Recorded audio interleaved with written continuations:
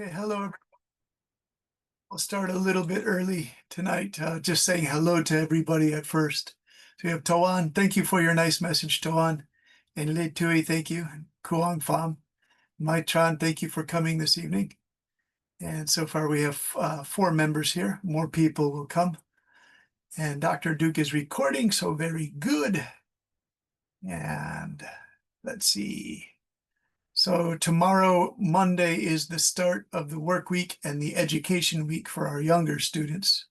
And that comes after the holidays. So I asked the students if they were ready to start work and school on Monday, start school on Monday. And they were telling me that Monday is the beginning of the school term. So they were looking forward to that. All right. Let's see. Good evening. Thank you. And Vienne, is Vienne Vietnam, Le, or Vienne, is that a city in Vietnam? Vietnam. Okay, Vienne is just Vietnam, because some of the cities also have Vienne in it. All right, very good. Thank you, Le Tui. It's very kind of you. How are you today? Hello.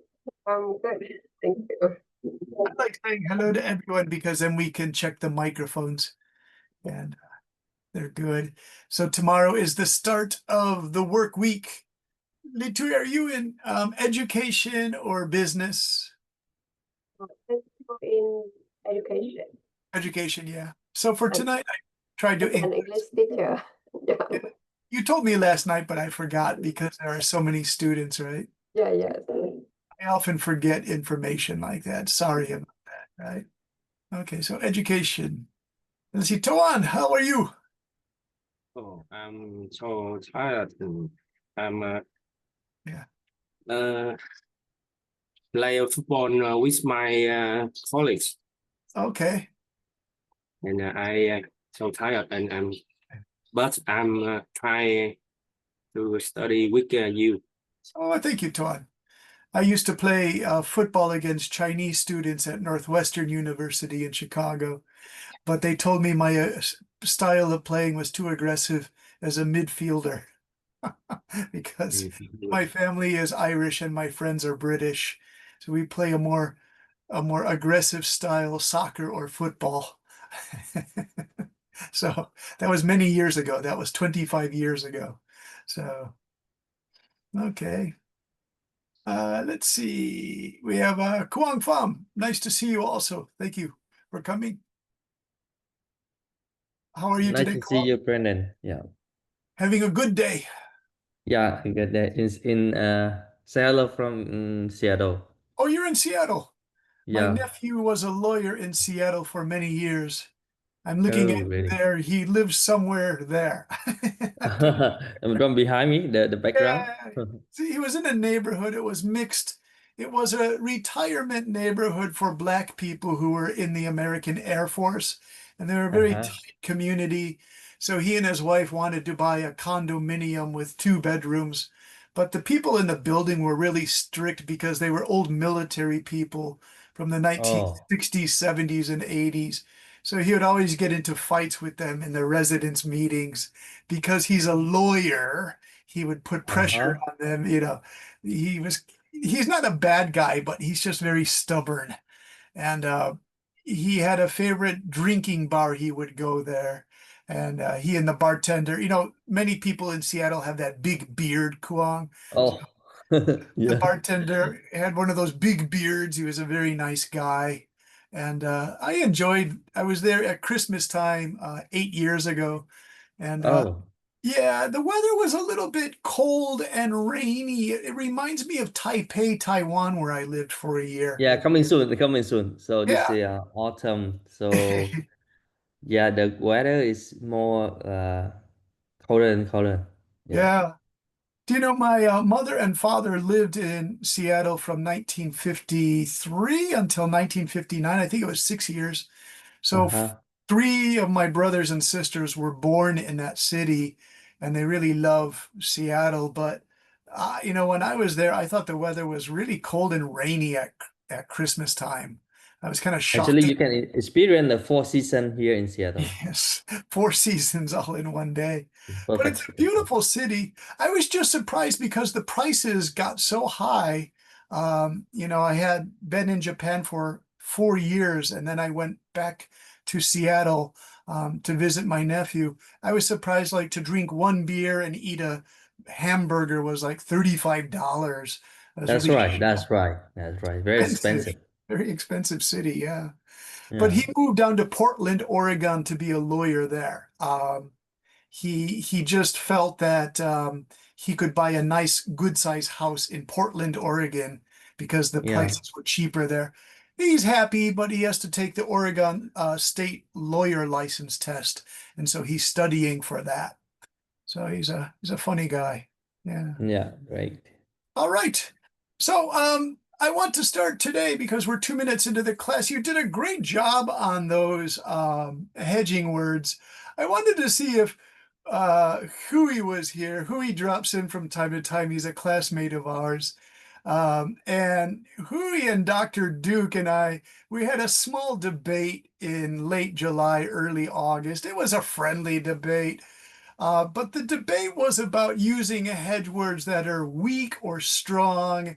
And they felt that in business, finance, accounting, and economics, you have to use stronger statement words. Whereas my background was security, international relations, and strategy from a university in Ireland, where we were told to use weaker hedging words because the field of study has so many uncertainties dealing with civic violence around the world, to make no strong assumptions in our writing our master's thesis and our regular essays. So I was taught to go easy on the hedging words, to use softer words to show that we are not 100% certain. And Dr. Duke and Hui, they strongly advised against that. They explained their background is in finance, accounting, economics, where you really have to go stronger. So for tonight's lesson, I thought that we would go a little bit stronger with our hedging words. So we go from last night's hedging words to a higher level where these are stronger for you. And when I was preparing the lesson all day today, I thought, well, why can't we use these also for our education researchers? We have a lot of researchers in education, social policy, government policy. So I think that these expressions could be used for those too. And I'll show you the work that I have prepared for you for September 7th. And here it is. And September 7th, hedging, with the title, To Be Cautious When Explaining Results. So last night we were focused mainly on abstract and literature reviews, introductions. But when we're explaining the results, now we're deeper into your article, into your thesis, your dissertation, into your paper that you're presenting in a conference. When you're explaining the results, how to use the hedging cautions in those situations too.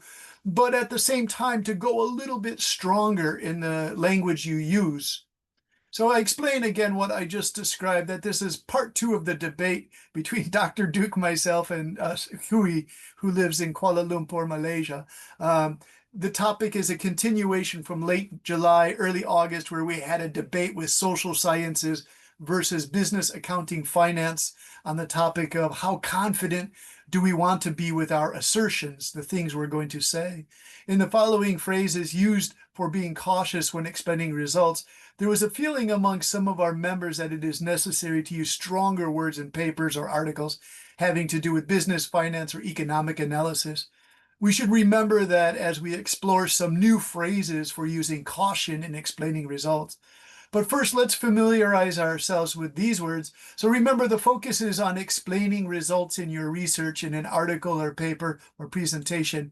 And again, these come from the Manchester Manual, and there are about 15 or 20 of these. I put the ... dots because we'll put full sentences a little bit later. This is just a preview.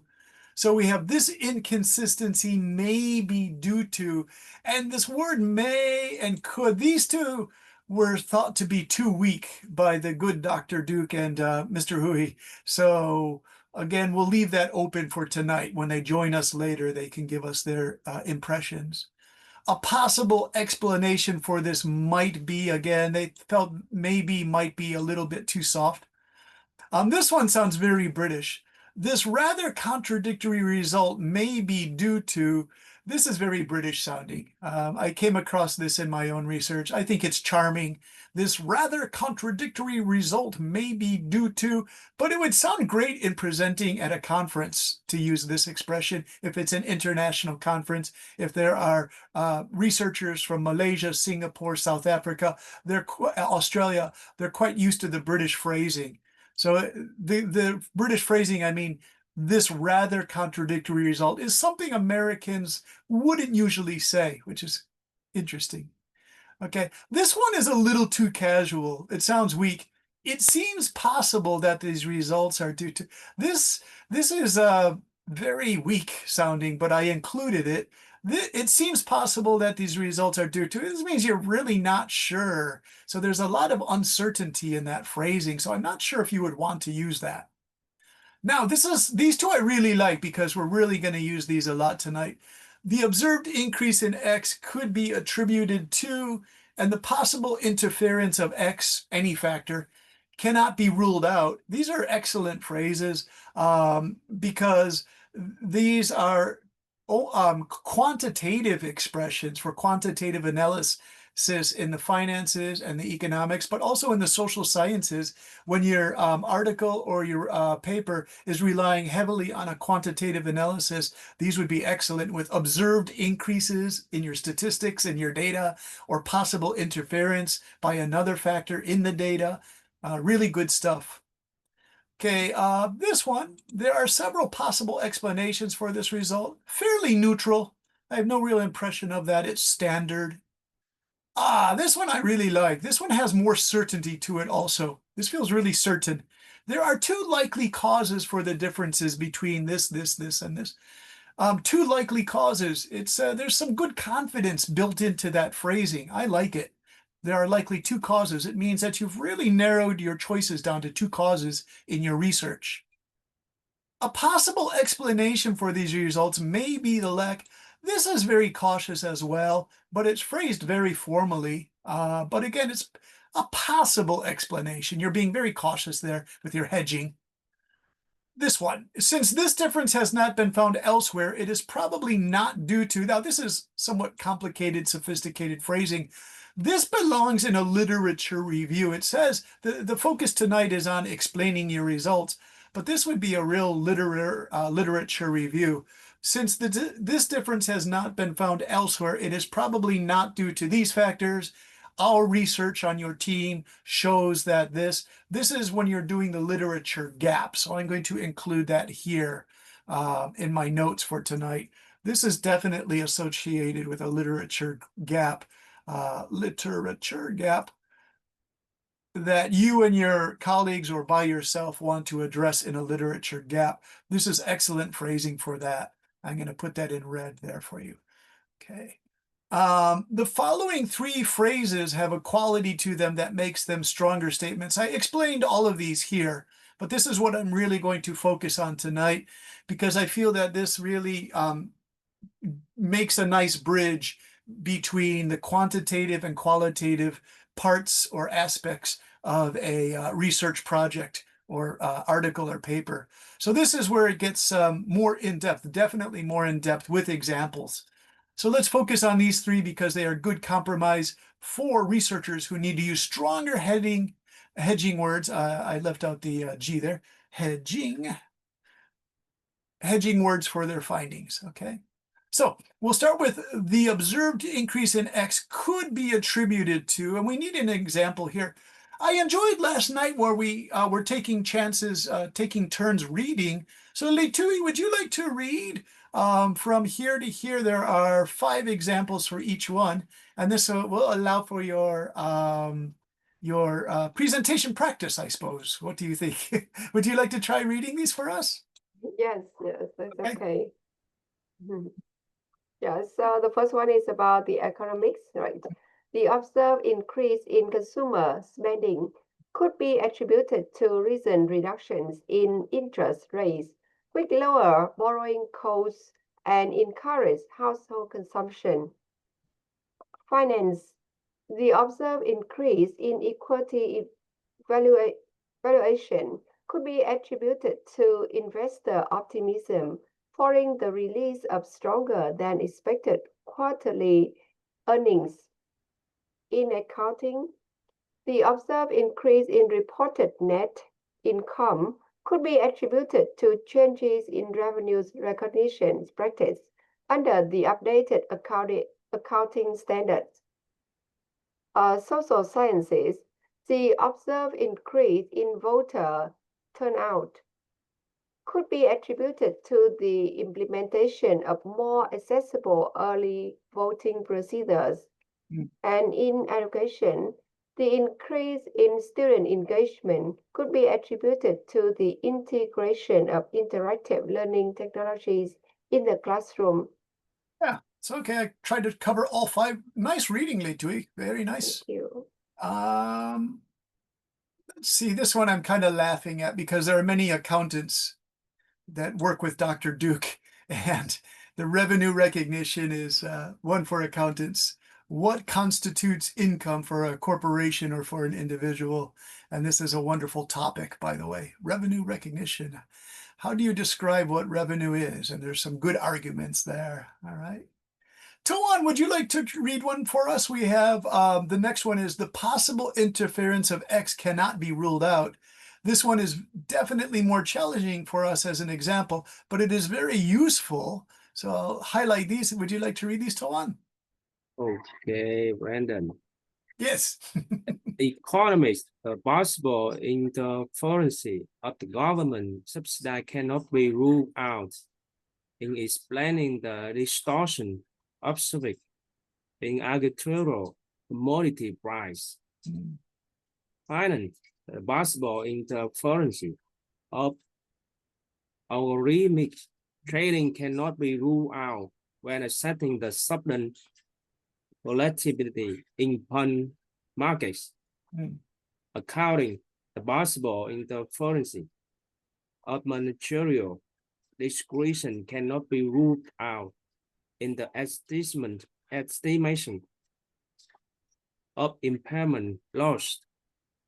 Social science, the possible interference of the social desirability cannot be ruled out when interpreting survey response or sensitive political issue. Education, the possible interference of parental support cannot be ruled out when interpreting in the impact of homework policy on student achievement. Very good, Toan. Great. And Toan, later I have your paper submission and one from maybe 2 more students. Perhaps we'll definitely have time later, Toan, that if I could use your paper that you sent me in Zalo last night, maybe we could try this one or this one in your paper. We'll go back to your paper and make stronger statements. Would that be okay? Okay, thank you, Brandon. You're welcome. And of course, I'll have to use your paper as an example. So I have to ask your permission because we're going to show it to all the students. So if it's okay, Toan. Okay. Let's see, who else can we get? Bim. I love this name, Bim. Are you there, Bim? Now, is it Bim or Beam? Beam, are you here? Yeah, no, that's my son's name. Oh, that's your Sorry, and I haven't changed it. My name's Anna. Oh, it's Anna. Okay. That Bim is such a cool name, though. Sorry. Sorry. Would you like to read the 3rd example here? The accounting? Yeah. There are 2 likely causes for the difference between. Yeah, okay. Accounting, there are 2 likely causes for the difference between reported earnings under the IFRS and US GAAP, contrasting rules on the revenue recognitions and the treatment of development costs. Yeah. Bim, are you an accounting person? No, I'm not. You're Anna. I'm sorry, you're Anna. There's little Bim. I thought Bim was a teenager. He's a boy. That's kind of like a cool teenager name. Hi, I'm Bim. I play basketball. Sorry. That's fine. So let's see. You did the accounting. That's interesting. You focused on the accounting. We also have economics. Would you like to try the economics, Anna? Oh, she just went out. She's struggling. Accounting. Yeah. You did accounting. Can you try economics and finance? That just these two here. Can you see them? Yeah, I see it. Okay. There are two likely causes for the difference between projected and actual GDP growth and underestimations of supply chain disruptions and unexpected changes in energy prices. In finance, there are two likely causes for the difference between the analyst earnings forecast and realized earnings. Asymmetric information held by firm insiders and unanticipated shift in consumer demand. Very good. Really good. And then we have social sciences. There are two likely causes for the difference between the reported attitudes in surveys and observed behaviors, the framing of survey questions, and the influence of contextual social pressures. Ooh, that's a big one. So this is important for survey results. And I have seen survey results also in accounting for one of the PhD candidates for Dr. Duke, was writing about accounting practice in Saudi Arabia. She had 23 survey results that she used for her data set to analyze statistically to show that AI is helping auditing in Saudi Arabia to become more accurate, and that there's better communication between the independent auditor and the outside auditors, the state auditors. And so that's the survey results. She had to describe the bias, the possible bias. So that's a really important one also for accounting, although it says social sciences. Okay, and then finally, education. There are two likely causes for the difference between students' self-reported study habits. Again, this would be a stakeholder survey. I'm going to put that here, stakeholders, because many of you know in your research, you refer to this as stakeholders. Responses from surveys. That's all that means. So there are two likely causes for the difference between students' self-reported study habits and their actual performance. We have overestimation of study time and reliance on ineffective strategies. And these are the two things that could distort some of the self-reported study habits. They're not completely accurate. And that's a really good one to include there. Okay, now, these are all good. Do we have any questions on these? Before I proceed to make these stronger statements, I would like to ask you if there are any questions. I'm going to check chat to see. You could always put a question in chat if your microphone isn't working too well, or you want to phrase it as best as you can. You can always put a question in chat. There we go. All right. So that's to start things out, but if not, I can go to this. Let's see. One moment, please. Back to the Brandon, yes, please. my question is on this sentence can be used in speaking and writing either, right? Yeah, speaking or writing. That's why I always say presentation-wise, these would also be very acceptable, preferred, excellent phrasing for a presentation or a lecture to a class. You can definitely use these, right? Some of these might require more pronunciation practice. For our younger debate students, let me put a note in here, Kwang. This is a great question. The students this morning in the debate class were introduced to using these HeyGen avatar generators. I think it's spelled that way, HeyGen or HeyGen, yeah. Asian. HeyGen. But for some reason, my avatar wouldn't move his lips. But the audio was excellent. It was really good. I was surprised how good it is as a tool for pronunciation practice. So I don't have the paid subscriber version. Kwang, this is fine. We can slow down because in part 2 of tonight's lesson, we get stronger statements. So I'm glad you asked this because I have mentioned that these are also used for conferences, if you have to submit to a conference. So I'm going to copy these, and then I'm going to go back to HeyGen. And because I've been given one more free video, I'm going to go back to HeyGen. And just so everyone can see this, we're going to put the Mr. HeyGen. I forgot who I chose. I chose 3 different avatars.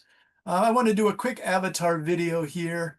Some of you might be laughing. This guy's closest to me. His name is Brandon, and I'm Brendan. So we're going to choose Mr. Brandon. And he looks like a cool guy. And I want to write the script. I don't have to. I just have to paste this in. And these are the teaching points here. And so in a conference, this is what this would sound like. We'll give it a second to generate. And You are a big fan of Haitian, right? just this morning, I came to enjoy it, Kuang, because as a teacher, for many years, I taught Japanese college professors and business people to do presentations for conferences and doctors. Economics. Economics, yeah. There are two likely causes for the difference between projected and actual GDP growth: an underestimation of supply chain disruptions and unexpected changes in energy prices. Finance. There are two likely causes for the difference between the analyst's earnings forecasts and realized earnings: asymmetric information held by firm insiders and unanticipated shifts in consumer demand. Accounting. There are two likely causes for the difference between reported earnings under IFRS and US GAAP: contrasting rules on revenue recognition and the treatment of development costs. Social sciences. There are two likely causes for the difference between the reported attitudes in surveys and observed behaviors: the framing of survey questions and the influence of contextual social pressures. Education. There are two likely causes for the difference between students' self-reported study habits and their actual performance: overestimation of study time and reliance on ineffective strategies. Stakeholders' responses from surveys. That's just, Economics. he's going too fast. Okay. As an English teacher, I think this is excellent. This is really good because if you have a busy schedule and you have to prepare for a presentation, this is the kind of thing on your notebook, computer or tablet or smartphone. If you have two speakers in your kitchen and you're making morning tea or coffee, just let this play. And if you feel like in a conference you only have an upper intermediate or pre-advanced level of English and you really want to improve it, this is an excellent way. Put all of your work that you've checked into it and just listen to it a few times a day, and your presentation style or your lecturing style to foreign students will definitely increase. I promise you. Kuang, are you lecturing in Seattle, or are you in PhD or doing research? I'm a PhD student in education in Seattle Pacific University. Excellent. So will you have chances where you have to do a presentation for your fellow PhD students? Yes. Yeah, so this is excellent to help you. Now I'm kind of Yeah. laughing because I have had no success on making Brandon the avatars. Let's see if we get his lips to move. Welcome to the new era of video creation with HeyGen. Simply type your script to get started. This is the thing, he doesn't respond to he doesn't respond to what I've written here, and I want his lips to move so you can practice with the lips, because moving with the lips is also excellent practice, right? Okay, so there he is, and that's called HeyGen. I strongly recommend it. HeyGen.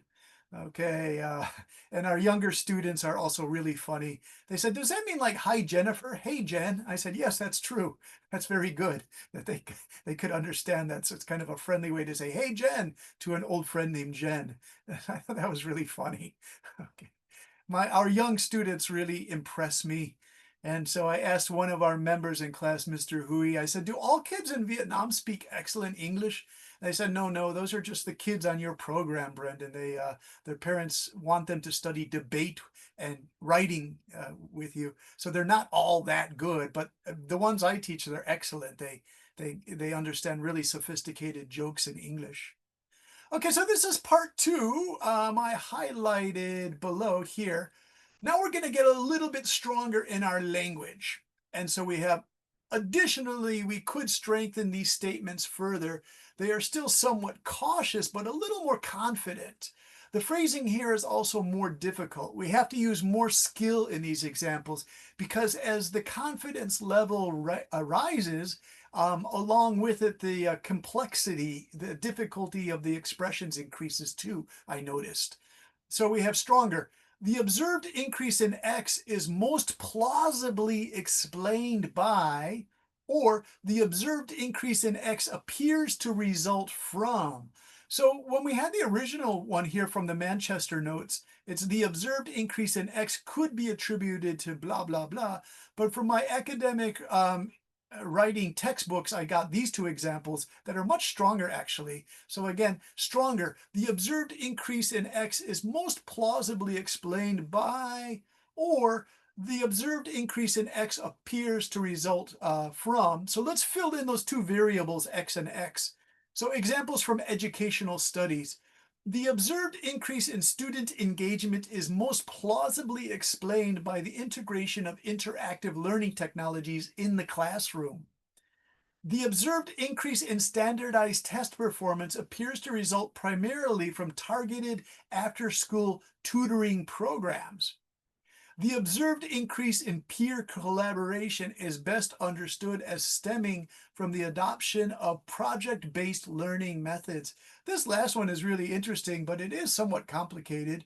The observed increase in peer collaboration is best understood as stemming or coming from the adoption of project-based learning methods, assigning students projects, group projects to work on. The possible interference of X cannot be ruled out. This one also sounded somewhat British to me also. And hedging here is a little bit soft, a little bit hesitant. The possible interference of X cannot be ruled out. Interesting. It starts out the possible interference, which sounds a little weak, but when you get to this, cannot be ruled out, that's very confident. So this is a fascinating, interesting mix of a little weakness here, followed by a strong statement here. So let's see how that works out. We can strengthen it. It is highly probable. So we take away possible, which is like 50-50, so-so, and we put in highly probable. This is a much stronger statement. I really like it. It is highly probable that X exerted an influence, or the influence of X is likely to have shaped the results. So here are some examples from educational studies as well. It is highly probable that parental support exerted an influence on the impact of homework policies on student achievement. Now, what's interesting as they get more difficult too, I notice that the hedging phrases, these longer, more confident phrases, they start to come into the middle of the sentence. They don't start right from the beginning. So I thought that was a really interesting transition that the academic English textbook gave me these two samples. The influence of teacher expectations is likely to have shaped the differences in classroom participation across demographic groups. Prior subject knowledge is very likely to have influenced the outcomes of experimental curriculum reforms. And again, is likely, is very likely. These are much more powerful, confident statements than the possible interference of X cannot be ruled out. This is also a very simple statement. Remember, when we're trying to mix simple statements with longer passages to give our writing more character, more personalized style, then it's good to switch into these more confident but longer statements of confidence in your research findings. Again, we're focusing on findings, your research findings. Let's see. I'm going to make this bigger because this is a little bit too difficult to see. Let's go to 15 points. Okay. There are two likely causes for the difference between. Two likely causes, pretty confident, but not as high, not as it is highly probable is very strong. Two likely causes, a little bit casual, a little bit softer. Stronger. Two primary factors appear to account for the difference between, or the difference between X and Y can most reasonably be explained by two main factors. This is a very nice statement. Do you remember in some of our sessions we talk about avoiding the AI detections and the similarity or the plagiarism, things like Turnitin, where you want to avoid a high percentage when you're working on an abstract for submission on a professional article or your thesis or dissertation.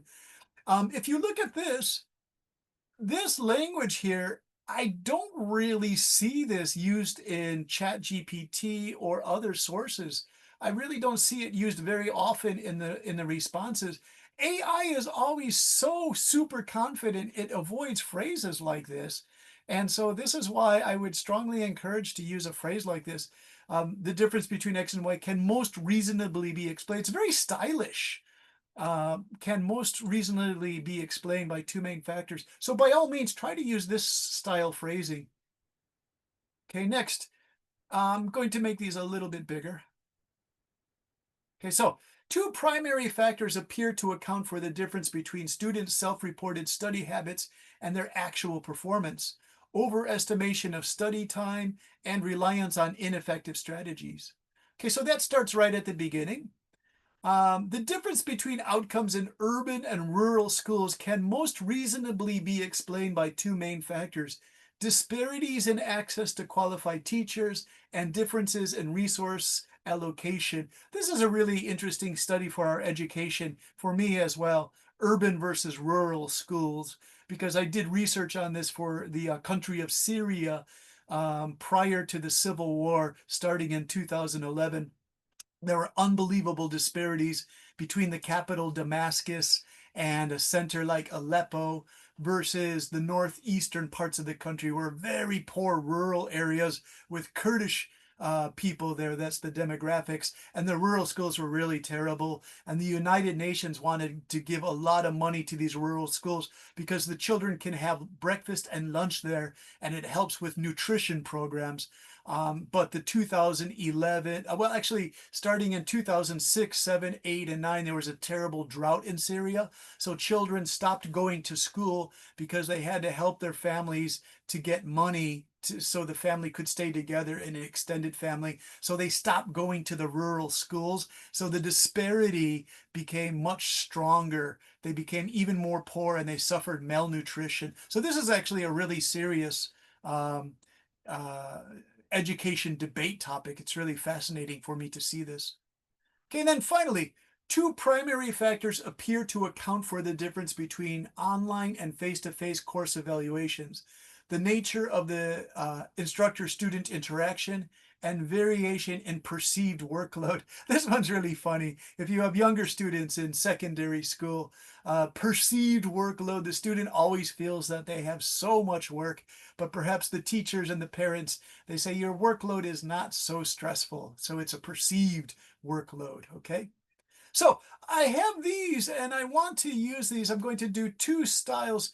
Let me start with any questions. Do you have any questions on the stronger part? Remember, our goal is explaining your research findings, and these are the stronger ones. I really like these, so I want to focus on these tonight to make your statements as strong as we possibly can.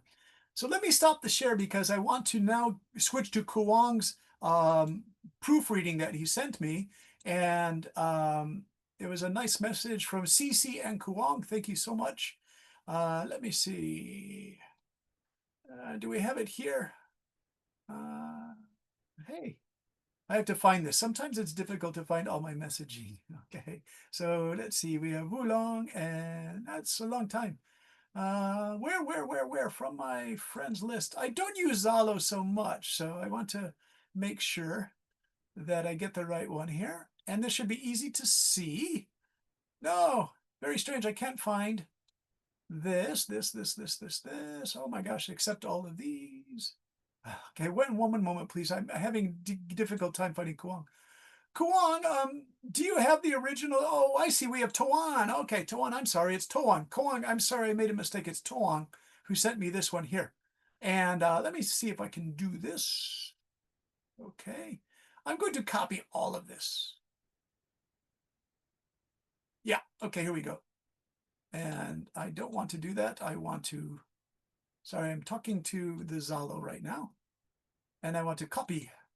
Okay, yeah, okay, it's to the clipboard, but I don't want a clipboard. I want all of this. As you see, I'm sometimes struggle. No. No. Kuang, would it be possible to send me this? Again, select the message, and I want to paste it into my pages so I can use these words right away. Let me see if it's going to be nice. Yeah, not bad, not bad. This is not Kuang, I'm sorry, this is Toan. Toan, do you recognize that this is your work? It's not the full work, but it's, you know, it's almost there. And the topic, I believe, let's take a look, is social sciences. Ha ha ha ha.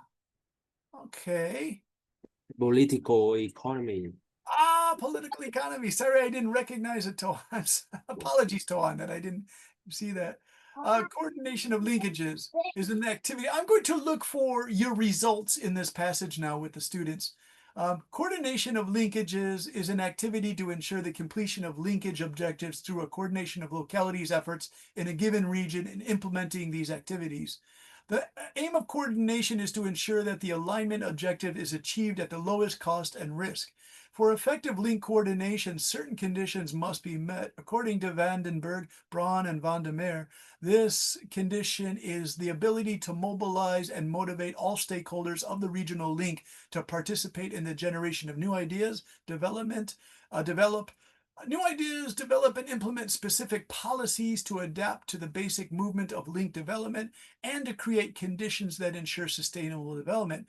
Vandenberg et al. Also divided these conditions into two groups: the group of internal conditions showing the internal capacity. Okay, so this is describing the literature, but I want to get to where your team or yourself, Toan, your findings.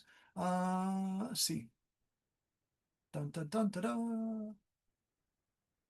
Okay, so Toan, this is more of a literature review, or is it an abstract, right? So I'm trying to find findings. If anyone could send me a paper with findings, that would actually work better here, because we're going to do the findings here. So I'll put this down page a little bit. There was another one. CC sent me that. Is CC here this evening? CC, Yeah. Yes, is it I'm here. okay? Is it okay to use your work, CC? Yeah, sure, but I don't think I sent you the findings. The findings aren't there, huh? Let's take a look. It's an Did I? abstract. Yeah, Yeah, it's an abstract. I can send the findings to you. Oh, could you find the findings? That Yeah, would be so sure. great. Thanks so much. One sec. And so we'll put that in Zoom chat or Zalo. Which do you think is better? I Zoom think it's chat. a bit long, so I will see if it fits Zalo, the Zoom chat. If not, I'll send you through Zalo. Yeah, that's the good thing to do, because Zoom is always 250 words, I think. And it's Yeah, one sec, let me find that. hey, would you guys like to learn a Japanese word that means cheap? If you come to Japan to do a conference, you could use this with the Japanese, but be careful how you use it. The word is kechi. Kechi means cheap, K-E-C-H-I, kechi. So Zoom is being catchy because they won't allow for more than 250 words. It means 5 years later, they're still limiting at 250 words in chat. So I say that's being cheap. And in Japanese, that's called kechi. Is it okay to send you the conclusion? Maybe Yeah, it's better. that would be excellent. Conclusion and findings. Wonderful, because then we can start working on these stronger hedging words with a real example. Okay, I let me was send going you to through Zalo. do business and finance examples using that Perplexity. I can still do that. I like Perplexity. It's yet another research tool that I'm using for the younger students that is working really well with adult classes as well. Oh, wonderful, wonderful. Okay, so I want to copy this. Well, I think it's too long, so they It is. divided into two messages. Yeah. So what I could do with this is I can let me see. Am I still there? Wait one moment, please. Am I still in the thing here? Okay, one moment. I have to get my pages ready here, and hopefully this will be, yes, very good. Okay, so let me share this with you, and here we go. And this is from CC. Okay. Oh no, this, oh my goodness. This is from the children's, all right? So I'm going to take my favorite cartoon character is Yeah. Doraemon. So I don't think we- surprising. I don't think Doraemon is my favorite, but I don't think I wrote it. That's really funny. Okay, sorry about that, CC. All right. So let me see. I'm going to go into this for part 2. Let me stop the share because I need my original language for tonight's thing. So let me open a recent, and for the September 7th lesson, Share cannot do side by side, so I'm going to just take this out and put it at the top of your findings, okay? And let's see, we'll put this here, paste. Wonderful. And so I'm going to have to go back and forth, but hopefully I can do this without too many interruptions. Okay, and there we go. And so let's start out. Second, our experiences. Does it start here with second, Cece? The second, our experiences illuminate? I think we have the first there. Oh, okay. First, So our findings Yeah. highlight something. yeah, where is that one? The first, is that in Zalo? For some reason it No, did. it's on the word there. Oh, okay. So these says our findings second. Oh, I see what's going on. Yeah. It's the thing that I just copied was your message from last night. I didn't copy today's KFARM3. Wait, where is it? I'm a little confused. Here we are, KFARM3. Please help me find this file. No, I'm a little confused. I can't find where it begins. I might be overlooking something. Cece, is it okay if I just begin here? Yeah, where it sure, says- sure. Okay, so second, our experiences illuminate the intimate connection between identity, negotiation, and reconciliation processes. As we navigated our cultural identities in foreign contexts, we simultaneously engaged in a form of internal reconciliation, finding ways to honor our Vietnamese heritage while embracing new cultural influences and perspectives. This internal work paralleled and facilitated broader reconciliation processes, suggesting that personal transformation and historical healings are deeply okay. This is the phrase I want to work on right here. I can see it right away that this is a hedging. So let me see from our list, looking at this side by side, suggesting, okay, the observed increase in student engagement, standardized tests. I want to go one from social sciences though.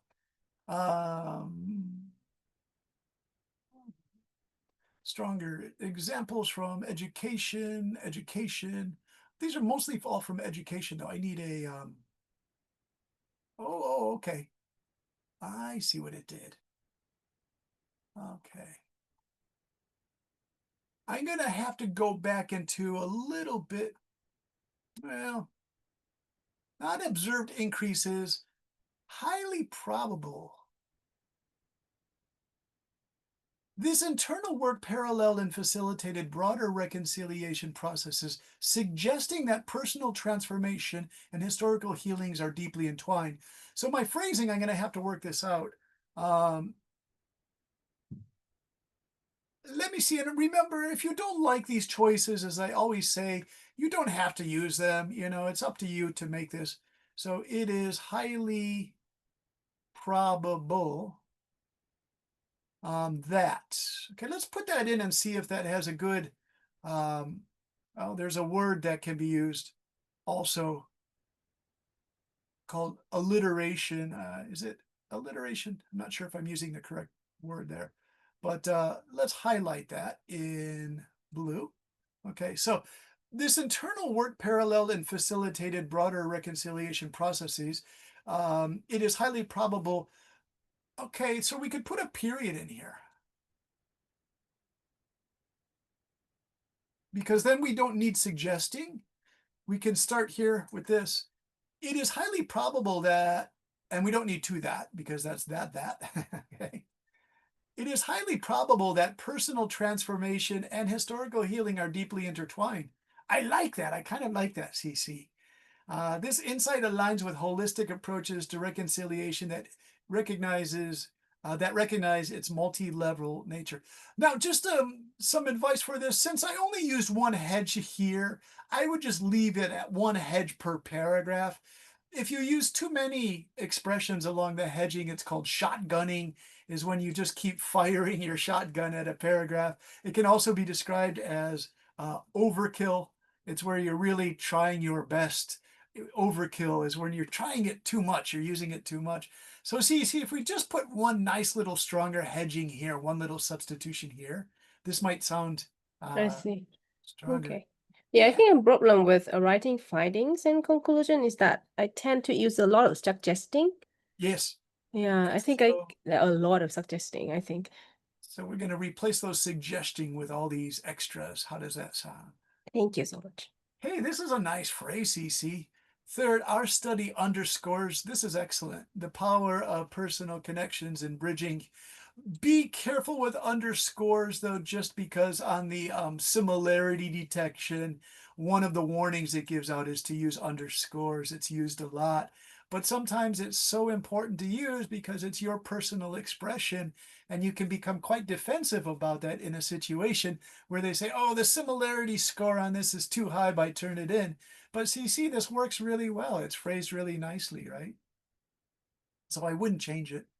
While formal diplomatic reconciliation provides important frameworks and opportunities, our findings suggest, all right, so let's take this one.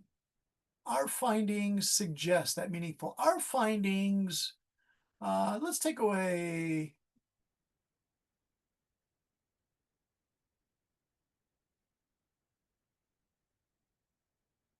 demonstrate.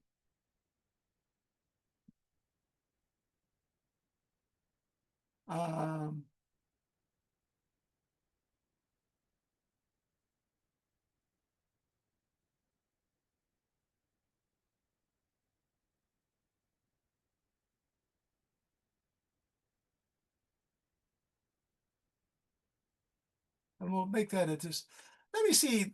This is taking a little bit of a risk here, CC. So I'm just going to read this all.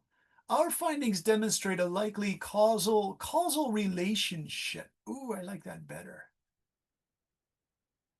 But if we use causal relationship between meaningful reconciliation occurring primarily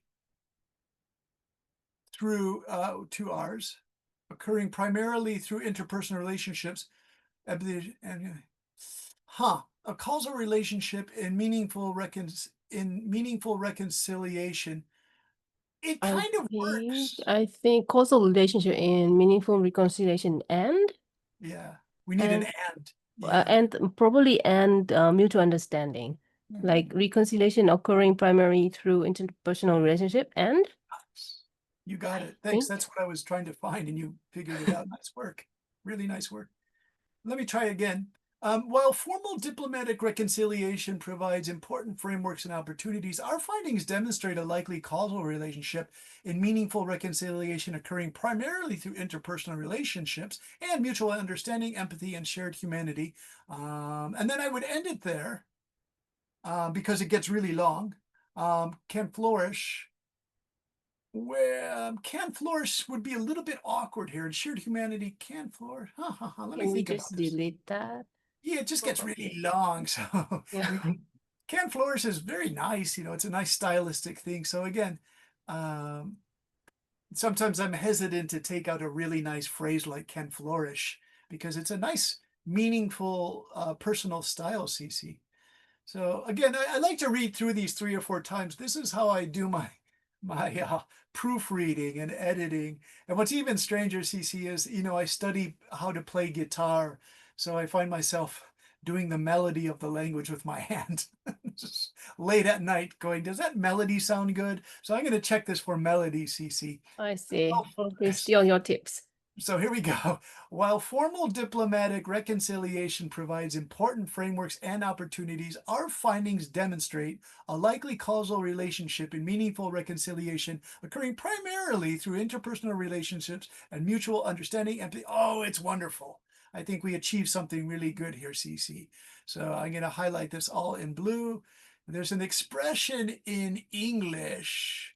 I think I taught this to Hui, who was in our group a couple weeks ago. It's called "It's a Keeper." Is when you're going fishing and you catch a big fish and you're really happy that you catch a big fish. You say, "It's a keeper." You're going to keep that fish and bring it home for your family's dinner. So "It's a keeper" means let's keep this. Okay, it's a keeper. This people-to-people dimension of reconciliation highlights the potential value of educational exchanges that prioritize deep engagement and relationship building across historical boundaries. Very good. Finally, our research reveals reconciliation as a nonlinear. This is really good here too, because this is a strong, confident statement. Our research reveals reconciliation as a nonlinear ongoing process rather than a definitive endpoint. Both of us experienced ebbs and flows in our reconciliation journeys, moving between moments of connection and alienation, understanding and confusion.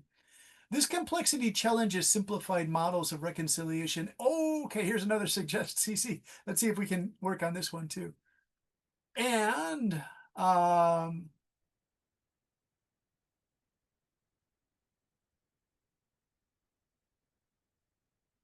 this is a nice, short, strong substitution. So we take away suggest, and it's like it's already understood by your research. So this complexity challenges simplified models of reconciliation and recognizes the need for sustained long-term approaches to peace building. Oh, no, CC, here's the dilemma. This always happens to me. That's true. Yeah, do you see it? I used it twice. You already used it, and I didn't even know that, right? Because this is new to me. Oh no, CC. So what I'm going to do is I'm going to go back and get rid of my recognize because your recognize is better. All right. So we have to get rid of that. We have to, this is the dilemma now. My favorite word that I recognize has to be substituted. Let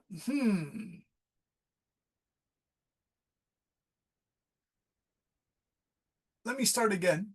Both of us experienced ebbs and flows in our reconciliation journeys, moving between moments of connection and alienation, understanding and confusion.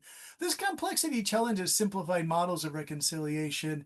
I want to use one of these like strong British style ones.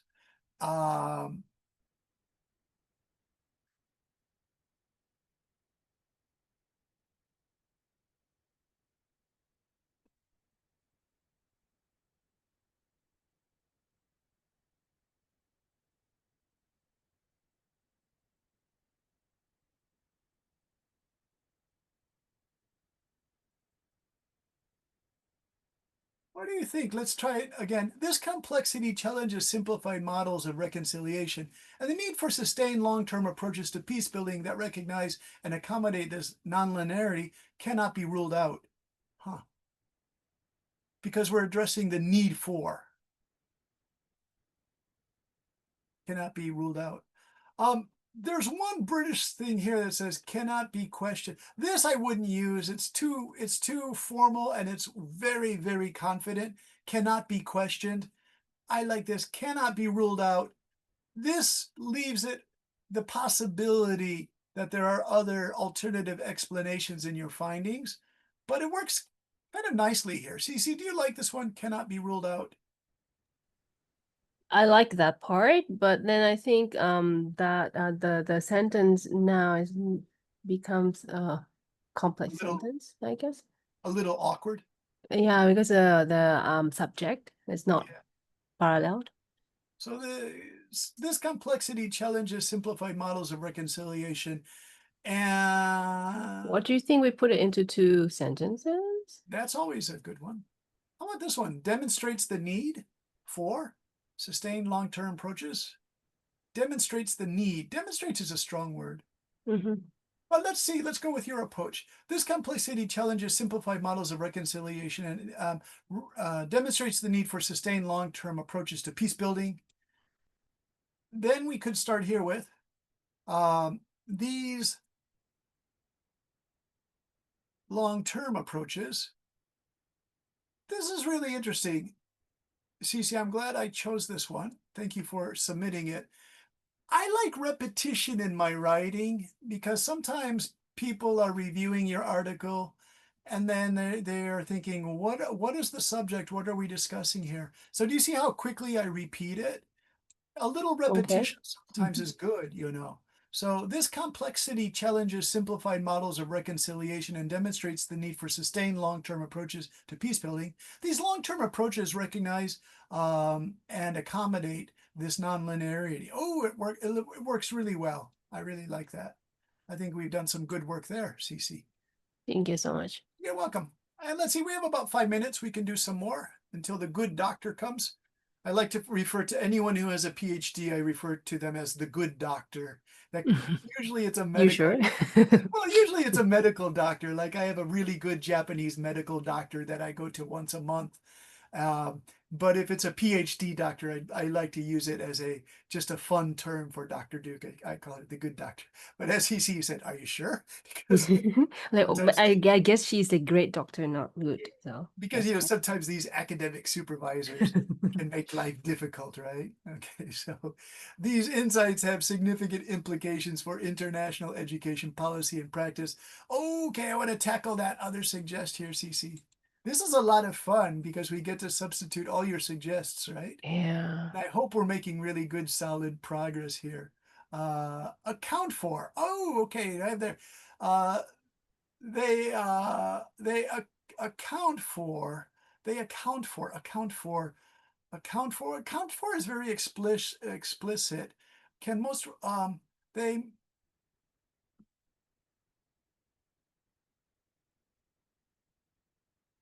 they most reasonably support our contention that study abroad. Oh, yeah. This works really well. And this was taken from almost the end of the list. If you check, they most reasonably account support. And again, this is a statement that you will not find in AI assisted writing. They just don't use language like this because it's too sophisticated for their models. In 2025, of course, that could all change. All right. But I notice AI just gives these really short, direct, overly confident, and this is a much more stylish way to write something. So they most reasonably support our contention that study abroad programs, because we're talking about insights and their significant implications. Program designs that create opportunities for meaningful engagement with host country nationals, critical reflection on historical narratives, and exploration of cultural identity. See, I like this too because you're using the Chicago style manual, where you have a long series of elements separated by commas, and then you end the series with this nice comma and. And to tell you the truth, this really allows you to expand your sentences. They can go on, and they're actually easy to follow, even though they're quite long. And so for Dr. Duke's PhD candidate, she was also really familiar because she did her master's in the Midwest, where the University of Chicago is. She could use this quite skillfully. And so I really supported her in using that. Similarly, pre-departure and re-entry program could help students recognize and navigate the reconciliation dimensions of their experiences, potentially extending their impact beyond the individual. This is excellent. I wouldn't change it here. For reconciliation theory more broadly, our study offers a valuable perspective. This is actually phrased really nicely here. A valuable perspective, quite confident. By illuminating the lived experience of individuals navigating complex historical relationships through study abroad, we contribute to a more nuanced, excellent phrasing here, cognitive, emotional. This multifaceted may help. Okay, so may help. What if we wanted to make that a little stronger? What do you say, CC? We're taking risks here. We're taking challenges. May help. May help. Contribute to. Contribute is very good. Very good. Very good.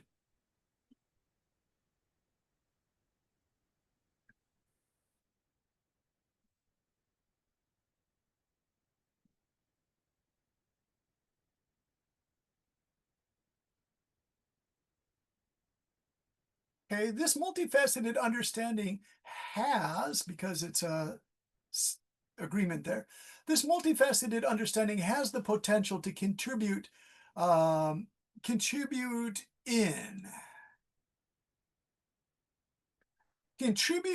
to inform reconciliation,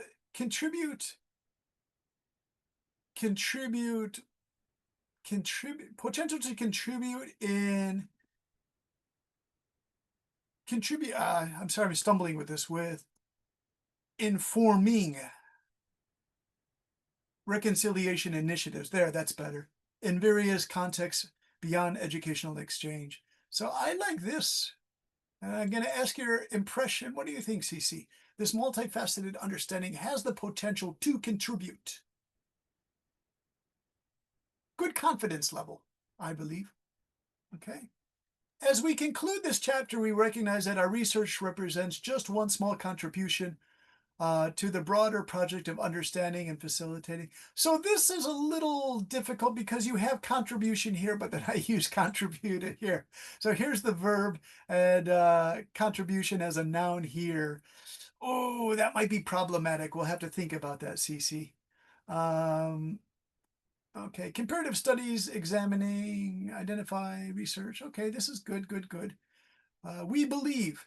This is pretty good. We believe. Now, of course, Cece, you could write this.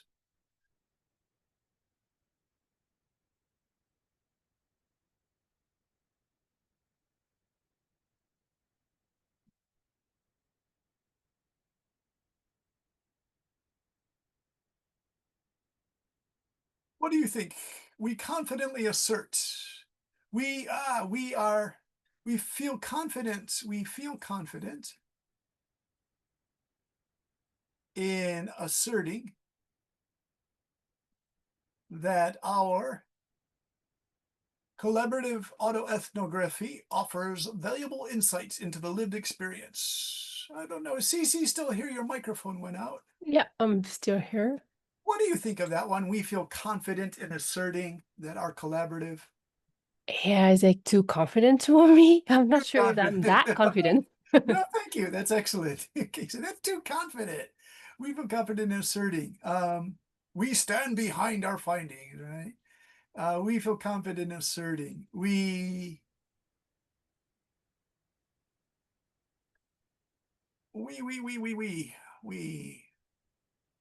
I'm looking at the thing here. Let me go back to the ones that weren't as strong.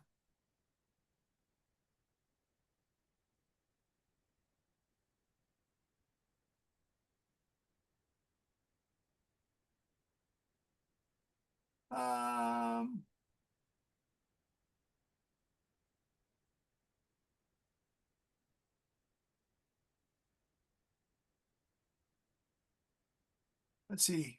We that are collaborative, all I think we.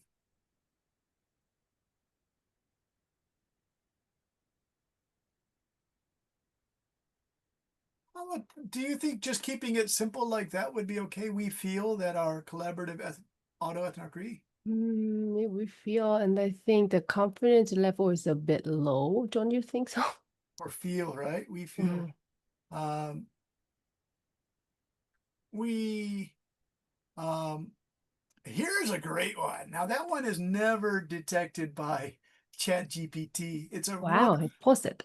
yeah, that's a real nice old rhetorical device. I used it because my high school and college years were in Chicago. So our professors and high school teachers are really strict about the Chicago Style Manual and our use. Now, when they talk about rhetoric, they're talking about the language that politicians and lawyers use, but that's not the original meaning of rhetoric. Rhetoric was using really precise words in academic development of theses and antitheses. It's from a European understanding. So we posit that this is actually very stylish. I'll leave this to you if you feel comfortable using it. Okay. Yeah, I use that in my own work for my master's in Ireland, and they never called me on it. The one professor was a Cambridge PhD. He said, "Oh, that's excellent. Thank you for using that, Brendan. I don't see that much often." And I said, "That's because my professors in Chicago were very strict, but also very old-fashioned." So we posit means like we offer through our research. This is what we're offering to the academic community. All right, so Cece, I'm going to copy tonight's notes all in this, even though it says Lynn's homework. I took out Thank you so much. You don't want Drymon in your research results. So. And I see that Dr. Duke signed on. So if I see if Dr. Duke is here, and I'll give her an update on what we covered on strengthening that. If she's here, let's see, is the good doctor in the house? Oh, we have 3 of these hosts and things. So K-Berry I'm here. Hello, Dr. Duke. How are you this evening? Are you here? Her microphone went out. She was here. We have to be careful because sometimes in But I Melbourne. just need to log in my laptop. Yeah. sometimes in Melbourne, there's some weather problems too that maybe stop the internet transmission. You said the weather changes so much down there? I'm here. All right. So I started today's lesson as an extension, using the hedging words, but making them stronger. Because when we first discussed this with you and Hui, the student Hui and myself, in late July or early August, I introduced the social science use of hedging. And you and Hui said, those are really not confident. We can't use that in accounting, finance, economics. And he said, we have to go stronger than that for our papers. So that was the goal tonight, to use the Manchester, but then to go back to my textbook. Let me show you what we did tonight. We wanted to really increase these. Manchester suggested some of these. This was for your explaining your result findings here. And so, of course, I'll make a copy of this. And then I filled this in with actual examples, because one thing Manchester manual doesn't have are the examples. But then in part 2, I increased the confidence level. So we're not too cautious. They're hedging words, but they're much stronger. And so we have the stronger, they're the same examples that we used here, but we made them stronger here. And so just an example of that. I like this one. The observed increase in student engagement is most plausibly explained by ... The observed increase in standardized test performance appears to result primarily from, and the possible interference of X cannot be ruled out. This one's really strong. I really like this one. So then we took this and we applied these to CC's paper. So it looked like this. I made some corrections on CC's work. We did this together as a class. This was a lot of fun, actually, to do this. It says the debate. Okay, now this is a little strange. I have to, I put the corrections in the wrong thing here. It says Lynn's homework and debate class, but that's not what we want. Let me quickly hold this up if I can. Yeah, okay, so this is not Lynn's homework. This is CC's homework.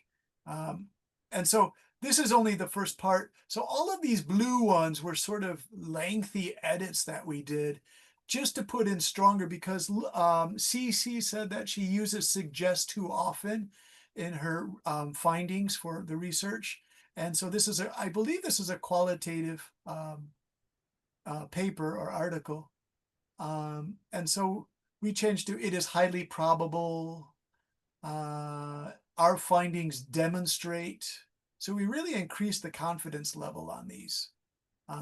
Demonstrate here. And finally, has the potential to contribute. And there. Oh, we posit. This is one that is new to some of us. We posit is that we offer to the academic community. This is our proposal, our contention.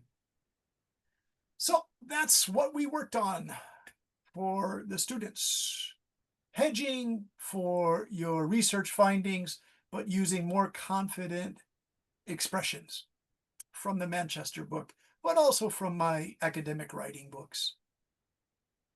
Okay, any questions? Dr. Duke, are you thinking about these? Thinking about all Sorry. Yeah, I'm sorry. I okay. was reading something. Yeah. Oh, all right. You look like you were seriously listening to all these No, suggestions. no. All good. So what is next week? All Do you right, have so any next week plan yet? probably carry on with that Manchester, but from the approach of the Manchester, the next topic on Manchester. Again, I use these. Oh, interesting, Dr. Duke, because in today's debate class, class number 5, I introduced HeyGen with the avatar. So some students are going to, our class members are going to present papers in a conference. So this is excellent speech practice using the HeyGen. So I introduced this HeyGen avatar named Brandon is actually reading tonight's lesson, parts of tonight's lesson for pronunciation practice. I thought that was really good. So thank you for introducing us to the world of Hagen, Dr. Duke. We use it for debate, but it's not just for debate. It's excellent for presentation. Okay, so here's tonight's thing. We did explaining results. Let me ask your opinion on this. Should we go into advising cautious interpretation results or discussing implications or recommendations? For Manchester, I don't know. Could we complete all of these, or would the students like to try something different? We have interpretation of results, discussing implications. What do you think would be like the best thing for our students? For this part, Hmm. I see.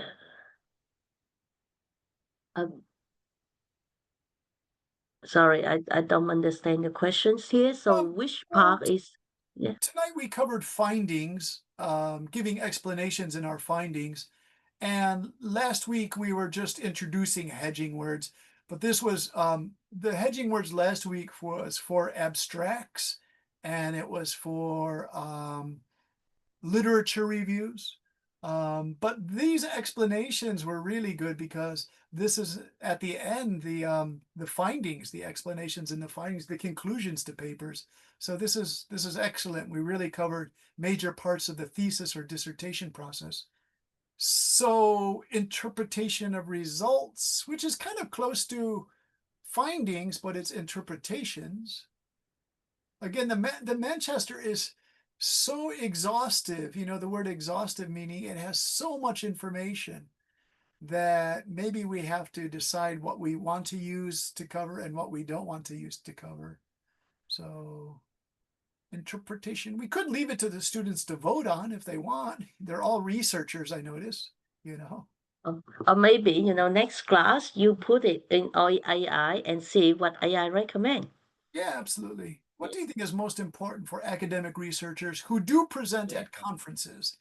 Kuang Pham and I were talking, he will do presentations in Seattle, in Washington State. And so these would also be important for a presentation.